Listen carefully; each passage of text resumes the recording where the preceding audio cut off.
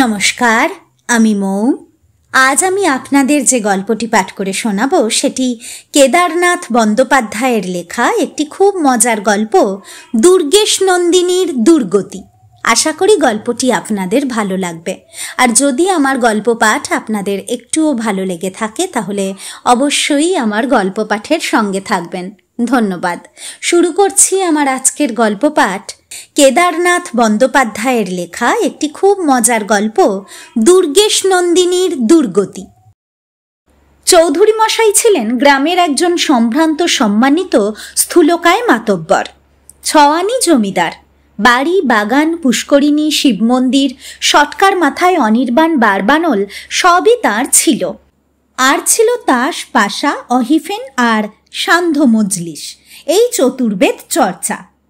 অহিফেনটা তিনি আহার করতেন 7 সের দুধে 2 ভরি আফিং সুপক্ক হলে তার সরখানি তিনি ভোগে লাগাতেন। দুগ্ধটা পার্ষদদের মধ্যে অধিকারী মতো বন্টন হতো। ভৃত্য নন্দার প্রধান কাজ ছিল গো সেবা, দুগ্ধ প্রস্তুত আর কলকে বদলে দেওয়া। আর যে কাজটি ছিল সেটি সে দুধ জাল দিতে দিতেই সেরে রাখত। কথাবার্তার জবাব সে চোখ বুজেই দিত। চৌধুরী মশাই কখনো কখনো আন্দাজে বলতেন, নন্দা, ঝিমুচ্ছিস বুঝি? খবরদার বেটা, দোরগোড়ায় বসে ঝিমুলে গেরস্তের অকল্যাণ হয়, জানিস না পাজি? দূর করে দেব। নন্দা চোখ বুঝেই বলতো, আপনি দেখলেন কখন হুজুর? কথাটা ঠিক শুনে চৌধুরী মশাই খুশিই হতেন। বড় লোকের, বিশেষ জমিদার লোকের চোখ চেয়ে থাকাটা একেবারেই ভালো নয়। লোকসেনে লক্ষণ। প্রজা বেটারা চোখ দিয়ে ভেতরে ঢুকে বাঁধি ব্যবস্থা বিগড়ে দেয়, মতলব হাসিল করে নেয়, দুঃখ কষ্ট মাখানো মুখ দেখিয়ে অকস্মাৎ দয়া টেনে বার করে বসে। এটা ছিল তাঁর পিতৃবাক্য। চোখ চাওয়ার তরে রয়েছে ভস্যলোচনরা, নায়েব, গোমস্তা, পাইক, পেয়াদা। চৌধুরী মশাইয়ের পেয়ারের নাতি ইন্দুভূষণ আজ বেজায় ব্যস্ত। সে লেখাপড়া ছেড়ে এখন লায়েক হয়েছে, একখানি নাটক লিখে ফেলেছে, লক্ষণের শক্তিশীল। তার রিহার্সেলও চলেছে। পূজার নবমীতে অভিনয়। ইন্দু নিজেই ম্যানেজার আর লক্ষণ 2। হনুমানের পাঠ সে খুব জমাটি করে লিখে ফেলেছে। সে বলে কি করে যে এমন ফ্লো বেরিয়ে গেছে সে তা নিজেই জানে না। লেখকদের নাকি ঝোঁকের মাথায় ফিলিং, ভাব এসে ওরূপ অনেক অদ্ভুত ব্যাপার ঘটিয়ে দেয়। বীররসের কথা এলে তার ধমনীগুলো একসঙ্গে ধরফর করতে থাকে, মনের ভাবগুলোকে ঠেলে বার করে দেয়। লেখাটা ভারী লাগাম মাফিক বেরিয়ে যাওয়ায় ইন্দুর মনে বড় একটা আফসোসও রয়ে গেছে। অমন পাঠটা সে নিজে নিতে পারলে না কেবল হনুমান নামটার জন্যে। বাল্মীকি এত বড় কবি হয়ে একটা ভালো নামও খুঁজে পাননি। ন্যাপা হনুমানের পাঠ খুব উৎসাহে শখ করেই নিয়েছে, করেও ভালো। তার ওপর সেই স্কুলের খেলায় সে বছর লং জাম্প আর হাই জাম্পে মানে লাফালাফিতে পদক পুরস্কার পাওয়ায় হনুমান সাজবার দাবিও তার এসে গিয়েছিল। কিন্তু হঠাৎ একটা বিঘ্ন উপস্থিত হয়ে ইন্দুকে বড় বিচলিত করে দিয়েছে। ন্যাপার বিধবা পিসি খর্দায় থাকেন। তার সংকট পীড়া শুনে ন্যাপাকে সেথায় চলে যেতে হয়েছে। আবার তার শেষ না দেখে তার ফেরবারও জো নেই। হাবাতে মাগির টাকা আছে, অভিনয়ের সবে আর 7টি দিন বাকি। এর মধ্যে কি মাগি মরবে? পাকা হাড় শ্বাস টানতে পারে 7 দিন। আপদ দেখো না। ইন্দু দারুণ দুশ্চিন্তায় পড়ে গেছে। পরবারই কথা, উত্তরপাড়া একটি উন্নত সমাজ জায়গা। সেখানকার এক সম্ভ্রান্ত অভিজাতের বাড়িতে অভিনয়। এখনো প্রহসনের প্লটই সে ঠিক করতে পারেনি। সেই চিন্তায় মাথা ভার হয়ে রয়েছে। তার ওপর ন্যাপার পিসির এই ব্যবহার। তাই সে দলের মাতব্বরদের ডেকে পিসি সংকট হতে উদ্ধারের একটা উপায় স্থির করবার জন্যে মিটিং কল করেছে। চৌধুরী মশাই সপ্তাহকাল কষ্ট করে আজ মরিয়া হয়ে গা তুলে নিকটস্থ জমিদারিতে দর্শন দিতে বেরিয়ে পড়েছেন, প্রজাদের কাছ থেকে পূজার পার্বণী আদায়ের জন্যে। ফিরতে সন্ধ্যার পূর্বে নয়। এই সুযোগ পেয়ে মিটিংটা আজ তাঁর বৈঠকেই বসেছে।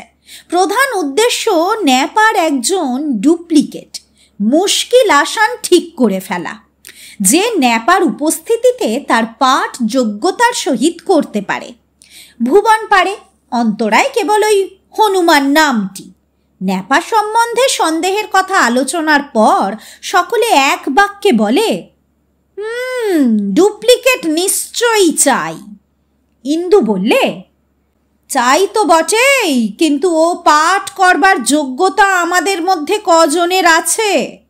বইখানির মধ্যে ওই পাঠটি আমার প্রাণ ঢেলে লেখা, কারণ হনুমানের মতো অমন ভক্ত, অত বড় বীর আর সর্বশাস্ত্রজ্ঞ পণ্ডিত ত্রেতায় কেউ জন্মায়নি। সেই মহাপুরুষের কৃপায় লেখাটাও বেরিয়ে গেছে তেমনই। ন্যাপা সাগ্রহে লুফে নিলে, তাই তাকে ক্ষুণ্ণ করতে পারিনি। অবশ্য সে করেও মন্দ নয়, কিন্তু ও পাঠ যখন অর্ধেক লেখা হয়েছে তখন থেকেই আমার নজর ছিল ভুবনের ওপর।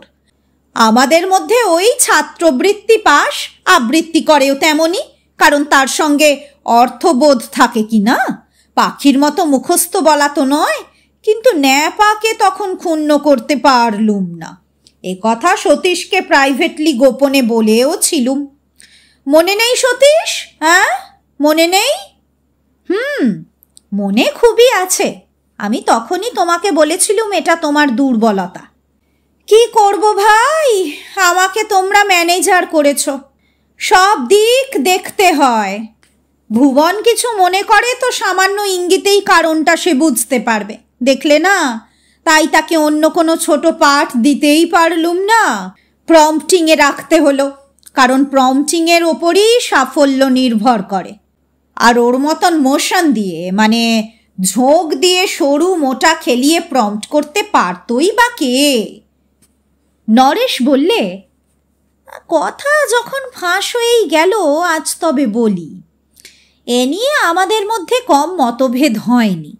সকলের ইচ্ছা ভুবন ও পাঠটি করে, তাহলে একাই মাত করে দেবে।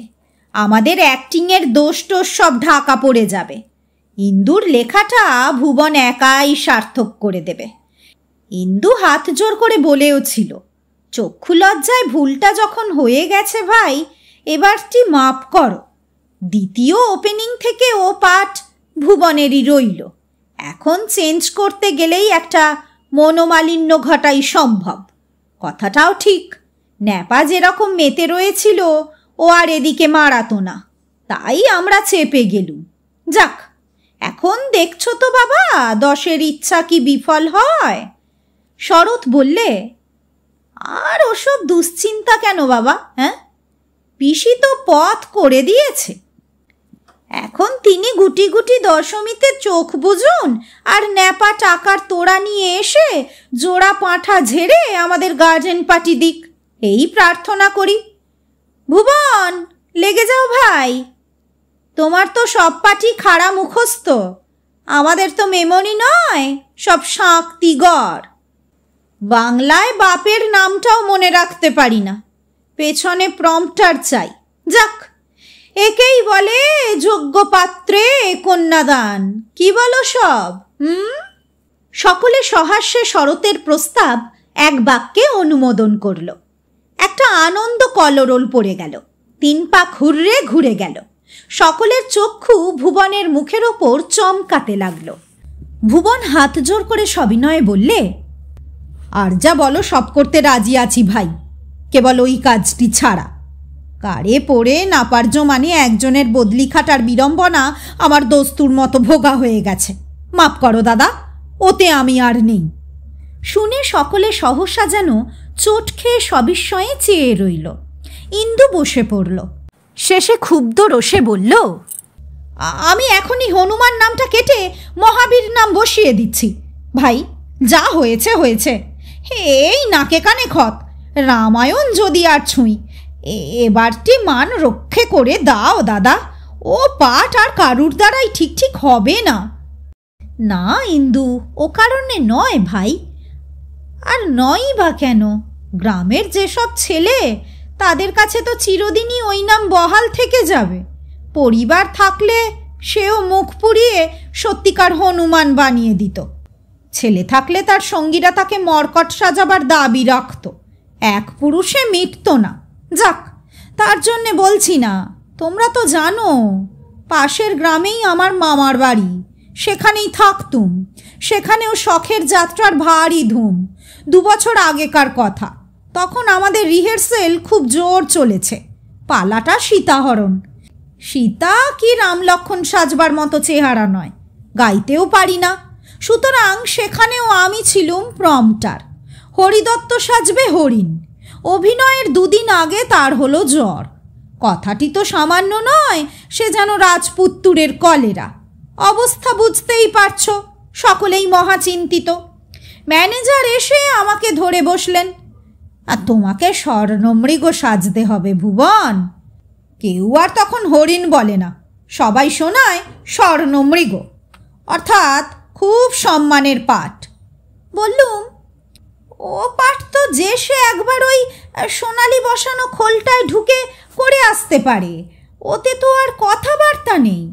সবাই চক্ষু কপালে তুলে গাঢ়স্বরে বলে উঠল, কি বলছো ভুবন, কথাবার্তা নেই, অথচ সে অভাবকে ভাবে ভরে দিতে হবে।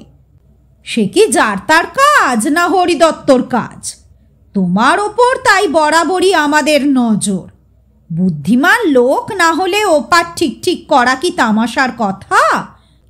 পারেন এক মুস্তুফি সাহেব, আর পারো তুমি। এ তোমার সামনে বলা নয়। ম্যানেজার বললেন, হরিদত্ত 10 টাকা ঝাড়লে, বললে তার পরিবার দেখতে আসবে, তাকে একটা কিছু সাজা চাই। কি করি, চক্ষু লজ্জায়ও বটে, আর হারমোনিয়ামটা সারাবারও দরকার, তাই দিতে হয়েছিল। সে হরিদত্তর খোলস আমার স্কন্ধেই চাপল। বড়লোকের বাড়ি অভিনয়, বনেদি ব্যবস্থা, বিপুল আয়োজন, আলোয় ছবিতে ফুলের মালায় আসর হয়েছে। সে পঞ্চবটি দেখলে রাজার ছেলেরও বনে যেতে শখ চাপে। আসরে আতরদান, গোলাপ পাশ, রূপোর থাল ভরা পান, ট্রে ভরা বেদানা, মিছরির টুকরো, আদার কুচি, লবঙ্গ, ছোট এলাচ প্রভৃতি। আর সুগন্ধ ছড়িয়ে সধুম চায়ের যাতায়াত, চামচের ঠুনঠান শব্দ। এতর দ্বারা অভিনেতা আর গাইয়েরা গলা বজায় রাখবেন, আর বাড়িওয়ালার সম্মান বজায় থাকবে। ব্যবস্থা সবই সুন্দর, সকলে গালে দিচ্ছেনও সুন্দর। অর্থাৎ মুঠো মুঠো এস্তক বনবাসী রামলক্ষণ সীতা। মায় কনসার্ট পার্টি। অসুন্দর কেবল হরিণের সেদিকে নজর দেওয়াটা। এক টুকরো মিছরি, 2টি বেদানা, 1 কুচি আদা, 1টা পান, কি 1 চুমুক চা, তার ছোবার জো নেই, কারণ সে যে হরিণ। আর ইন্টেলিজেন্ট হবার মানেই স্বাভাবিকত্ব বজায় রাখা। সেটা কেবল হরিণকেই রাখতে হবে। কিছুতে হাত বাড়ালেই সবাই হাঁ হাঁ করে ওঠে। তার কাজ কেবল ছোটা, লাফানো, হাঁপানো, আর শেষ তেউড়ে পঞ্চত্ব পাওয়া। হলো তাই। হরিদত্ত জ্বর হয়ে বাঁচল, আর নিরোগ জলজ্যান্ত আমি তার খোলে ঢুকে সুস্থ শরীরে সজ্ঞানে মলুম। ইন্টেলিজেন্ট পশু সাজায় সেলাম বাবা, সেলাম। হাসির হাউই ছুটে গেল। সবাই বললে, ব্রাভো ভুবন, এমন বর্ণনা আর কে শোনাতে পারে? ও পাঠ ভাই তোমাকেই করতে হবে, তা না তো প্লে একদম মাটি। তা লিখে রেখো। হ্যাঁ। শেষটি দলের সকলের একান্ত অনুরোধে আর ইন্দুর কাতর অনুনয়ে ভুবনকে রাজি হতেই হলো। ইন্দুর দুশ্চিন্তা দূর হলো। হুররের হল্লায় সভাও ভঙ্গ হলো। চৌধুরী মশাই আজ বেলাবেলি জমিদারি থেকে ফিরেছেন। মেজাজ খুব খুশ। পার্বণী আদায় হয়েছে, পূজার খরচের দেরা। তাই কাপড় না ছেড়েই সর্বাগ্রে প্রতিষ্ঠিত শৈলেশ্বরের মন্দিরে প্রণাম সেরে বৈঠকে ঢুকেছেন। নন্দা সটকা ধরিয়ে চটকা ভাঙিয়ে দিয়ে গেল। ইন্দুভূষণও পাশের কামরায় বসে প্রহসনের প্লট ভাবছে। মাথায় বোমা মেরেও কিছু পাচ্ছে না। মাঝে আর 5টি দিন মাত্র। পিসির পাল্লা পেরিয়ে শেষ প্রহসন যে মাথায় হুতাশন জেলে দিল। অন্য মানুষকে পেন্সিলটে কামড়ে কামড়ে দাঁতনে দাঁড় করিয়ে ফেলেছে।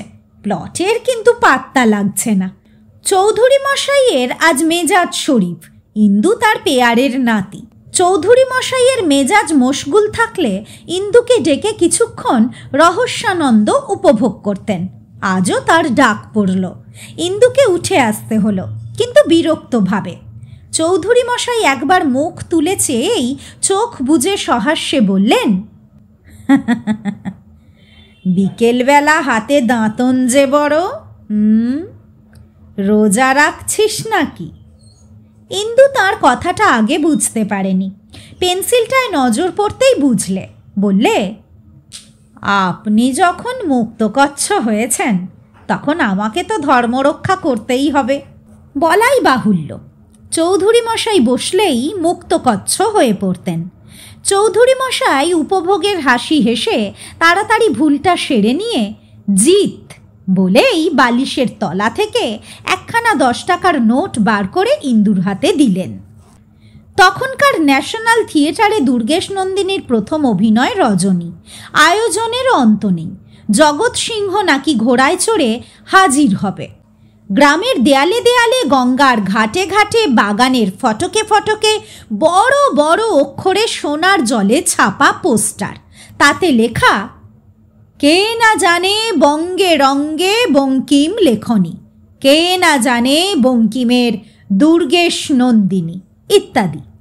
যাতায়াতের সময়ে উঁচু নিচু গ্রাম্য পথে গাড়ি যতবার টক্কর খেয়েছে ততবারই চৌধুরী মশাই খেলে কচু পোড়া বলেছেন আর চেয়েছেন। সেই সময় ঝকঝকে হরপের পোস্টারগুলো এক একবার নজরে পড়েছে। এক একটা কথা পড়েও ফেলেছেন। সবটা সাপটাতে পারেননি, তবে আন্দাজে আর বুদ্ধির জোরে ব্যাপারটা সমঝে নিয়েছেন। ইন্দুকে জিজ্ঞাসা করলেন, দুর্গেশ নন্দী লোকটা কে হে? দোকানটা কোথায়? বরানগরে বুঝি? বেজায় বেড়ে উঠেছে দেখছি। মেয়ের বিয়েতে সোনার জলে হেঁয়ালি ঝেড়েছে দেখলুম। হ্যাঁ, তেল বেচে না? তা না তো এত তেল। ইন্দু হেসে বললে, নন্দী কোথায় দেখলেন? দুর্গেশ নন্দিনী। ওই হলো, বাংলা বুঝি না রে সা, না হয় দুগো নন্দীর মেয়ে, এই তো। না না, ও একখানা উৎকৃষ্ট উপন্যাসের নাম, বঙ্কিমবাবুর লেখা। অমন বই পড়েননি? আর একটু যদি দেখেন নাওয়া খাওয়া ঘুরে যাবে। সবটা না দেখে ছাড়তে পারবেন না, অবাক হয়ে যাবেন। থাম থাম, নন্দীর মেয়ে দেখে ওর দাদামশাইয়ের নাওয়া খাওয়া ঘুরে যাবে? হ্যাংলার মতো অবাক হয়ে দেখবে। স্টুপিড! কি বলছেন দাদামশাই? বইখানা যুগান্তর এনে ফেলেছে। কলি প্রবেশ হয়ে গেছে তাহলে? না দাদামশাই, অমন সুন্দর বই বাংলা ভাষায় আর বেরোয়নি। পড়বার তরে কাড়াকাড়ি পড়ে গেছে। বলিস কি? মজনুর চেয়েও ভালো? কিসে আর কিসে, সে না দেখলে আপনি আইডিয়াই করতে পারবেন না। অমন একটি আয়েসা দুনিয়া ঢুঁড়ে বার করতে পারবেন না। এটা কি মাস রে? কেন আশ্বিন? এ দুটো মাস আর বাতিক বৃদ্ধি করে মাথা খারাপ করিসনি। কটা দিন কোনো রকমে কাটিয়ে দে ভাই। অঘ্রাণের 13টা দিন বাদ দিয়ে তোর মুখ বন্ধ করছি। রোষ! আপনি তো শুনবেন না? কি ঘটনা বিন্যাস সে না শুনলে বটে। লেখকের বাড়ি কোথায়? যাত্রার দল আছে বুঝি? না না, মস্ত বিদ্বান, ডেপুটি ম্যাজিস্ট্রেট, বাড়ি কাঁটালপাড়ায়। বলিস কি? ডিপুটি? বুঝেছি, আইন আকবরীর তর্জমা করেছে।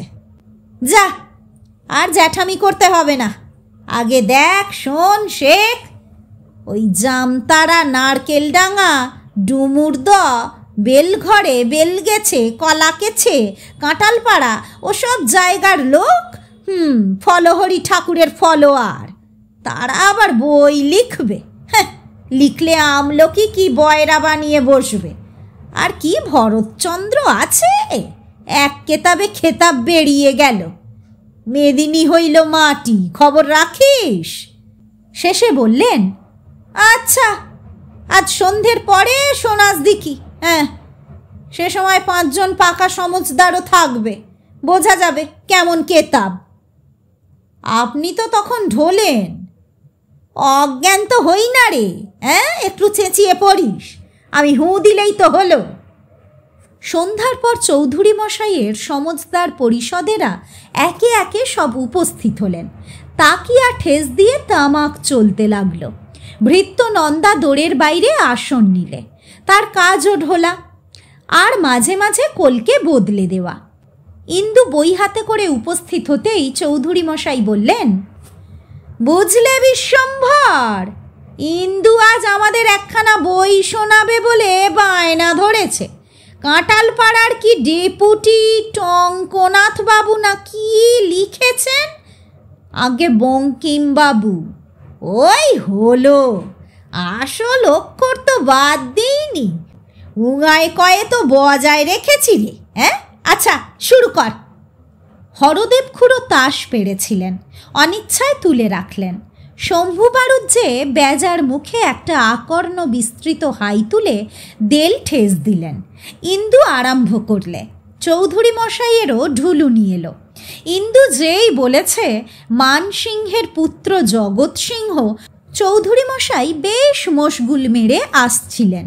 চোখ বুঝেই বলে উঠলেন, ব্যাস করো, গলতি হ্যাঁ, মানসিংহের পুত্র জগৎ সিংহ কখনো হতেই পারে না।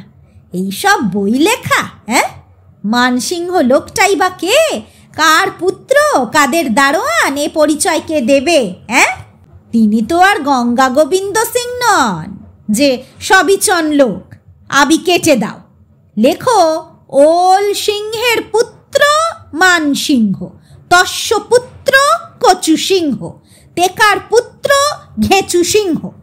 তবে না একটা ধারাবাহিক বংশাবলী পাওয়া যাবে। হ্যাঁ, ও পাড়ার মেনকা ঠান্দি মেয়ে মানুষ হলে কি হবে, সেটা তার অদৃষ্টের দোষ, তারও এসব জ্ঞান আছে। নিজে মেনকা, মেয়ের নাম রেখেছেন দুর্গা, নাতনির নাম লক্ষ্মী। খুঁট ধরলেই পটাপট 3 পুরুষ আপসে বেরিয়ে আসে। হ্যাঁ, বই কি লিখলেই হলো? কি বলো হরদেব? বলবো আর কি, আর কি দেবীবর আছেন, তিনি থাকলে এসব যথেচ্ছাচার ঘটতে পেত না। এই বলে একটা দীর্ঘ নিঃশ্বাস ফেললেন। কালীবর রায় বললেন, ছেড়ে দাও না, ও কথা আর বাড়িও না। আমাদের মহাদেব খুড়োর ছেলের নামকরণ হয়েছে মেঘনাদ। সতীসাধ্যে বিন্দু খুড়ির কলঙ্কটা একবার বোঝো। কার্তিক নয়, গণেশ নয়, মেঘনাদ হয় কি করে? সমাজ কি আর আছে? তিনি লজ্জায় গঙ্গা স্নান ছেড়ে দিয়েছেন। যাক, ও পাপ কথা ছেড়ে দাও। চৌধুরী মশাইয়ের তেভাজ থুতনিটা তখন বুকে ঠেকে থেবড়েছিল। সেটা ঈষৎ চাগিয়ে বললেন, ছেড়ে দাও কিরকম? আমরা জিতা থাকতে যাত্রা চোখের সামনে বর্ণ সংকর মেরে যাবে নাকি? হ্যাঁ, কাল মহাদেবকে ডাক দাও, বুঝলে? যাক, ইন্দুকে অনেক করে সে ধাক্কা সামলে শুরু করতে হলো। চৌধুরী মশাইয়ের থুতনি আবার তার বুকের ওপর থেবড়ে বসল। শটকার নলটা হাত থেকে খসে পড়ল। একবার চমক আসে আর বলেন, তারপর? ইন্দু তখন এগিয়েছে। বিমলা আর তিলোত্তমা তখন শৈলেশ্বরের মন্দির মধ্যে। বাইরে ভয়ঙ্কর ঝড়, বৃষ্টি, বিদ্যুৎ, বজ্রপাত। চৌধুরী মশাই চমকে দুবার দুর্গা দুর্গা উচ্চারণ করে ভৃত্যকে বলে উঠলেন, নন্দা, ঢুলছিস বুঝি? দেখছিস না হারামজাদা, মাথার ওপর কি প্রলয় কাণ্ড? গরুগুলো বাইরে নেই তো? হ্যাঁ, শিগগির তুলে ফেল। উঠলি? ইন্দু থামেনি। রমণীদয় ভয়ে জড়সড়। শুনেই চৌধুরী মশাই চেঁচিয়ে উঠলেন, কোনোই ভয় নেই মা, এ ভদ্রলোকের বাড়ি। নন্দা, গিন্নিকে বল চট করে ওদের বাড়ির মধ্যে নিয়ে যান। গেলি? ইন্দু ছাড়েনি। এমন সময় জগৎ সিংহ মন্দির দ্বারে করাঘাত করে বললেন, মন্দির মধ্যে কে আছো? দ্বার খোলো। চৌধুরী বেজায় চোটে বলে উঠলেন, খেলে কলা পোড়া, হ্যাঁ? মেয়েদের বলে দ্বার খুলতে? বেটার বাবার মন্দির, হ্যাঁ? নন্দা, আভি গলা ধাক্কা দেখে নিকালো, গিয়েছিস? ইন্দু শোনাবেই। দ্বার উন্মুক্ত হওয়ায় দমকা হাওয়া ঢুকে প্রদীপ নিভে গেল। ও বেটাও ঢুকলো নাকি? কি দেখছো হে হরদেব? ইন্দু বলে উঠল, শুনুন না, জগৎ সিংহের মন্দির মধ্যে প্রবেশের সঙ্গে সঙ্গেই বিদ্যুৎ চমকালো। অমনি তিলোত্তমার সঙ্গে তার চারি চক্ষের মিলন। এই মাথা খেলে, বলেই রাগে কাঁপতে কাঁপতে মুক্তকচ্ছ চৌধুরীও ওঠবার উপক্রম করলেন। চিৎকার করে উঠলেন, শিবের মন্দিরে বেলকম, পাহারাওয়ালা, পাহারাওয়ালা! আচ্ছা হরদেব, মেয়েগুলোই বা কিরকম? এই দুর্যোগের রাতে আমারই শিব মন্দিরে? নন্দা, ছাতাটা দে তো। কি বিদ্যুৎ! চোখ সামলাও হরদেব, চোখ সামলাও, চোখে পড়তে পারে। পড়ল? চৌধুরী উঠে পড়েন আর কি। ও কি দমকা! ইন্দু অনেক করে বুঝিয়ে বসালে, বললে, আমি দেখছি দাদামশাই, আমি দেখছি। তুই কি দেখবি? তোর যাওয়া হবে না, ওরা কাঠের পুতুল নয়। দেখলিনি পাজি বিদ্যুতের শুভদৃষ্টি? কি হে হরদেব, কিছু বলছো না যে? কি বলবো বলুন, তাস খেললে আর এসব বিভ্রাট ঘটে না। অমন নিরীহ জিনিসটি আর নেই। বিবিগুলো পর্যন্ত বাড়ির চেয়ে ভালো, মুখে কথাটি নেই। সে তো বুঝলুম। এখন উপায়? মন্দিরের তো দফা, বুঝলে? শিবেরও মাথা খেলে, এখন শুদ্ধির উপায় করো। আগে তারিণী পুরুতকে ডাকতে পাঠান, কাল প্রাতেই পঞ্চগব্য চড়াতে হবে। আর দ্বাদশটি সে তো জানেনি। এই নন্দা, শুনলি? সারা রাতের বেবাক গোবর আর শ্রীচোনা এক রত্তি যেন নষ্ট না হয়। শোন, 7টা গরুই, সব ডাক। ব্যাপারটা সোজা নয়, বুঝলি? দিন যায় তো ক্ষণ যায় না হে। হারামজাদাকে বলি শীতল আরতি হয়ে গেলেই তালা বন্ধ করতে, শুয়ার হাড় গিজ শুনবে না, দূর করে দেব। চৌধুরী বলেই চললেন। কি নাম বললে?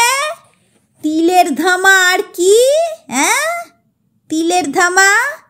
কি বিদগুটে নাম রে বাবা! না ক্ষান্ত, না লক্ষ্মী, না বিধু। ওরা কখনো ভালো মেয়ে মানুষ নয়। খবরদার ইন্দু, ওদিকে যেতে পাবিনি, ফের বিদ্যুৎ চমকাতে পারে। তোর এত ছটফটানি কেন রে রাস্কেল? বস এখানে। এই বলে ইন্দুর হাত মনে করে সটকার নলটা ধরে জোরে টান মারতেই গড়গড়াটা উল্টে পড়ে লঙ্কা কাণ্ড। এতক্ষণে চৌধুরী মশাইয়ের ঘুমের ঘোরটা একেবারে কেটে গেল, চোখও খুলে গেল। ইন্দু হাসি চেপে গম্ভীরভাবে বললে, তারিণী পুরুত বললেন আপনাকে ন্যাড়া হয়ে প্রায়শ্চিত্তির করতে হবে। চৌধুরী মশাই একদম অবাক। কেন? মুংলি মরেছে বুঝি? গলায় দড়ি ছিল? এতক্ষণের ঘটনাটা তার মাথায় ধোঁয়াটে মেরে ঘোলা ছিল। কিছু ঠিক করতে পারছিলেন না, কিন্তু কথায় যেন কুয়াশা কেটে গেল। তবে তো সত্যি। সহসা চটে উঠে, হারামজাদা, মশা মাছিতে মেঘ দেখতে পায়, আর তুমি বেটা চোখ বুজে বসে আছো? বলেই নন্দার পিঠে পটাপট চটি প্রহার। সে হাসতে হাসতে ছুটে পালালো। ইন্দু তাকে ধরে বসিয়ে বললে, আজ্ঞে শুধু তাই নয়, শিবের মন্দিরে ওই যে অস্বাভাবিক বৈদ্যুতিক কাণ্ডটা। হ্যাঁ, তারা কি এখনো? না, তারা বোধহয় বেরিয়ে গিয়ে থাকবেন। আমি দেখে আসছি দাদামশাই, 1 মিনিটও লাগবে না, এলুম বলে। দাঁড়া বলছি ছুঁচো। হ্যাঁ, তোর এত দেখতে যাবার মাথা ব্যথা কেন রে স্টুপিড? শুনলে হরদেব? হ্যাঁ শুনলে আমার নীতিবোধ পড়া নাতি কি বললেন? হ্যাঁ, তারা বেরিয়ে গিয়ে থাকবেন। তারা? ওরে গাধা, তোর দাদামশাই জানে তারা ঘরে থাকবার নয়। নন্দা, নন্দা, দেখ দিকি, অমনি গোবর জল ছড়া দিয়ে আসবি, আর আমার জন্যেও একটু গঙ্গা জল আনিস, কান দুটো ধুয়ে ফেলি। ইন্দু তখন সদর বাড়ির বাগানে আনন্দাতিশয্যে ছুটোছুটি করছে, আর আপনা আপনি হো হো করে হাসছে আর হাঁপাচ্ছে।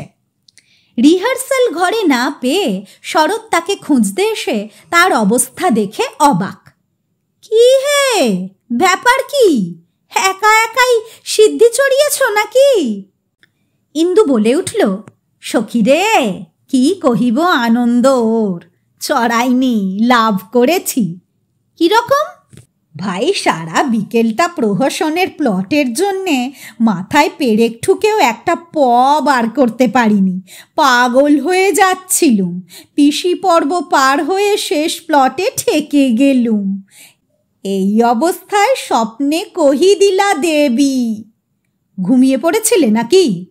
না হে, ভূতাবিষ্ট দাদা মহাশয় প্রমুখাত, একদম খাঁটি স্বপ্নাদ্য।